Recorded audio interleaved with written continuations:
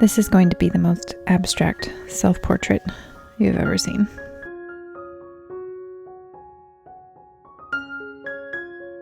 I am starting with an oval. If you want to draw or paint along with me, you could start with a tall triangle shape, an oval, or a rectangle, generally to represent us. And this is just us considering ourselves as a whole person, from the soles of our feet to the top of our head. When we try to draw, we worry about making sure that the legs are the right length or the arms are the right shape. With this sort of practice, you don't need to worry about that, because this is about being in tune. It's not about getting everything right. Now that my paint is dry, I'm going to start off with a really gentle blue, and I will talk through what I am doing in this process. So when we feel triggered, we feel a little bit like we're on fire. It's rough and it's scary and it feels like it will last forever. Thankfully, currently, while I'm doing this, I am not in the middle of a intense trigger. Currently, it is mild. And so that's what makes it possible for me to do this and show you the process. If you are in the middle of something more intense, do what you can, listen along. It is really easy to feel a lot of tightness.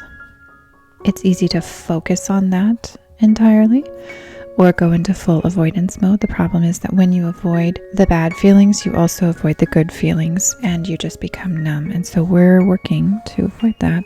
Instead, we want to focus on what feels stable, what feels good. Feet firmly on the ground is stabilizing.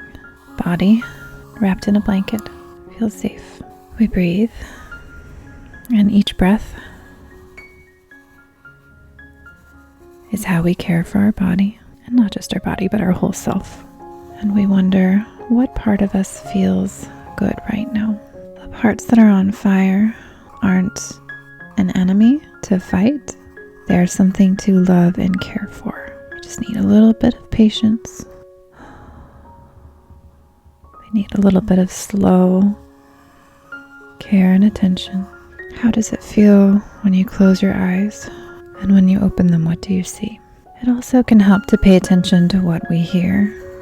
What is coming in through your senses? What sounds are grounding? There was one time when I had some terrible news and I was pretty much in shock from that news.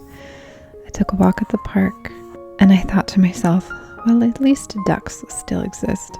And it was a silly thought, but it was very grounding because I could see them, I could hear them.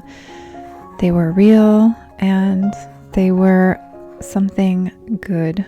We need all of those reminders, but we need all of our senses taking in good things to help make the bad things less powerful. We want to feel stable. I feel stable in my life in a way that I never thought I would be able to feel again. It is a beautiful fact that stability is real and good. And as you draw, I just want you to breathe. Pick a point where your pencil goes and just breathe in and out and in and out.